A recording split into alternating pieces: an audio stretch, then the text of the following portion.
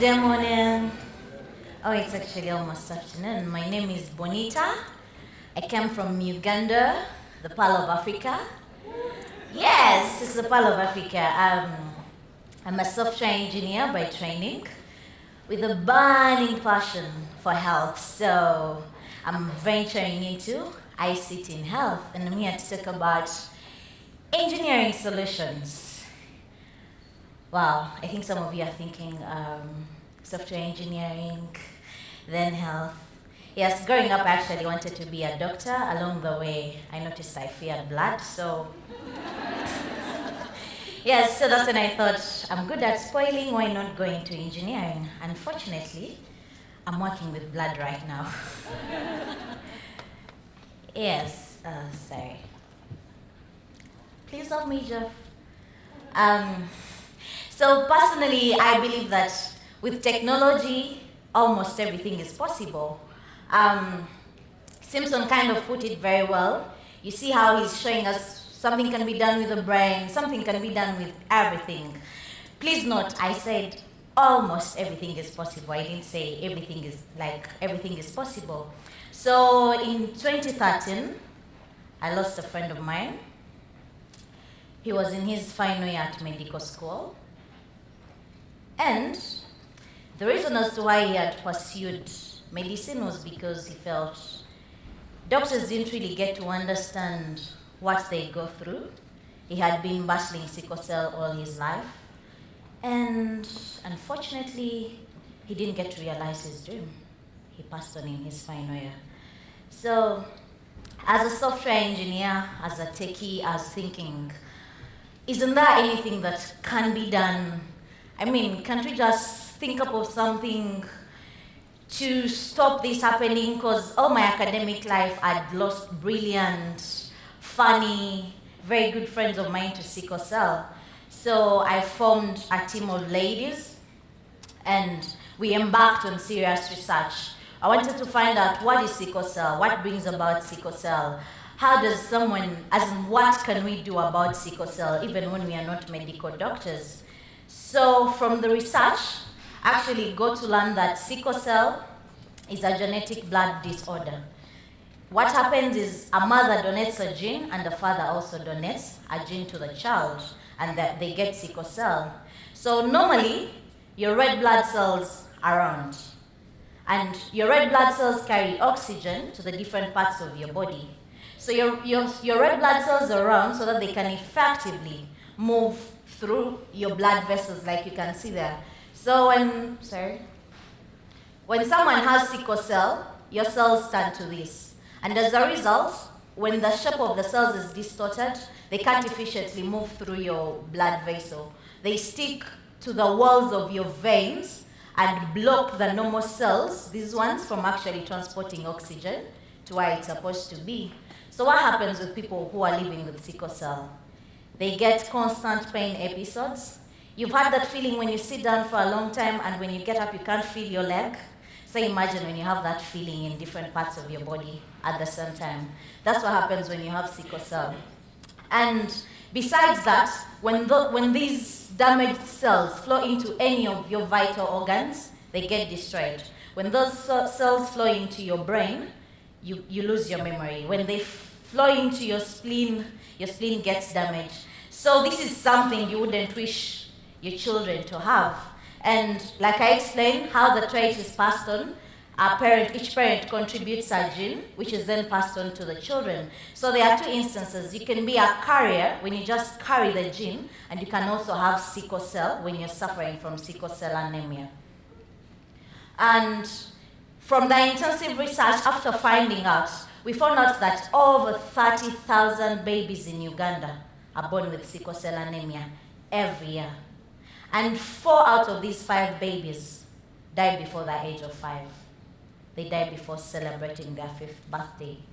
And it was mainly due to 2 major challenges. One was limited access to diagnostic services and limited access to information.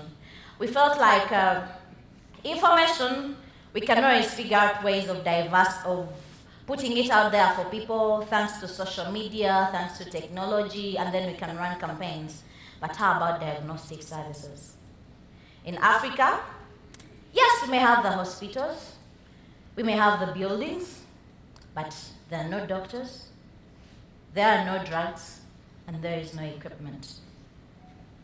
So we're thinking, how about we create a solution using available resources that can empower a simple midwife or a basic nurse, someone with just basic medical knowledge, to be able to diagnose with sickle cell. Because what makes sickle cell interesting is malaria, any lab attendant can check for malaria. It's not the case with sickle cell. It needs a hematologist. And with that, a solution, MDEX, was born. MDEX is a smartphone application that uses the power of a mobile phone's camera lens to be able to test for sickle cell anemia. This, what you see right here, is a picture of a blood slide. So normally what happens is when you go to a hospital, they take a drop of your blood and prepare a blood slide. Then it's sent to the lab guy to be able to find out what the problem is. Unfortunately, back home, there are actually few labs. So instead of sending it to the lab guy who doesn't exist, a nurse uses their mobile phone to take a picture of the blood slide. The phone then analyzes, just like you see there, the phone then analyzes the image and it's able to give back results. In case the phone is not sure if it's really sickle cell, there is a possibility of sharing with a blood expert in Kampala or a blood expert anywhere to be able to look at it critically and do a better diagnosis. So this is what it actually looks like right now. Initially, we've gone through a series of changes. First, we could identify the cells, but you couldn't really get to tell whether this is sickle cell or not. So this is where we are at. What you see right here is the raw image as taken using a phone's camera. Right now, this one was taken right from a microscope because the lens we are working with is a little poor, and we hope with time we are going to improve it. So after running it in the algorithm, this is what you can be able to see. So this is what the phone bases on to carry out a blood cell count, a total blood cell count, identify the normal cells and then the sickle cells, and to be able to give you a diagnosis and tell you whether you're a carrier, whether you have sickle cell, or whether you're actually fine. So you may be wondering, why should I think of MDEX? One, lower costs. Because we can't afford the HB electrophoresis machine for every health facility in Uganda, we think that choosing available resources to create solutions that benefit the masses is a good option. And then it's mobile. I don't need to have an electrophoresis machine carried from one place to another, or a microscope that uses electricity, yet in the villages we have no electricity. And then you don't have to be a blood expert.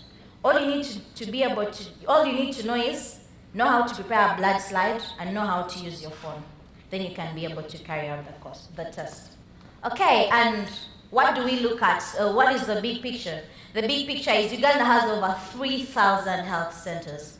We believe that if we put a kit at each of these 3,000 health centers, one, it would facilitate the newborn screening program, whereby a midwife, after helping a mother to give birth, they can be able to screen the baby. What is the beauty of this? Sickle cell, when managed, it improves, like when you know that you actually have sickle cell and it's well managed, it improves the quality of life of people living with sickle cell.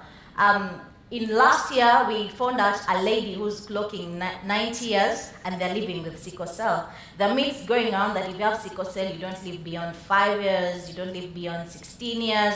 But if properly managed, we believe that it could help enhance the project or the program of screening newborn babies for better health. Then, just before marriage, with sickle cell, if at least you're prepared, because this is what happens in Africa. If me and my partner give birth to a child with sickle cell, the man will always say, that lady gives birth to children with sickle cell.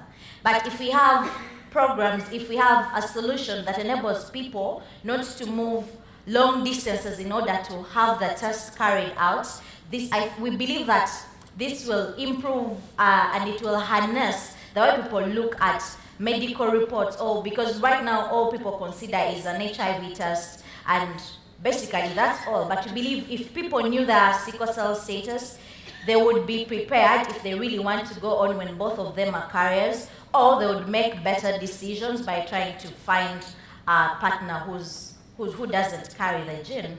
And we believe that with more information out there, I volunteer for a sickle cell network called Sickle Cell Network Uganda. We do screening campaigns. We go out there and tell the masses about sickle cell, the dangers, how to manage. We have support groups where people advise each other, parents advise other parents, sicklers advise other sicklers, and generally the big picture, I believe when this kit is eventually out, we are going to train specialized doctors about sickle cell and how to handle sickle cell cases, so that when you go to a health facility, you're sure that if I'm having a crisis, I'm going to be sorted out well and good, and they're not going to give me just painkillers because they don't understand what's going on in my life. And then we also look at a future whereby there's hope for sickle cell, so that with these support groups, with all the information out there, we believe that you can empower people living with sickle cell to live better lives, to dream bigger, and not to be limited by the quality of their red blood cells. Thank you very much.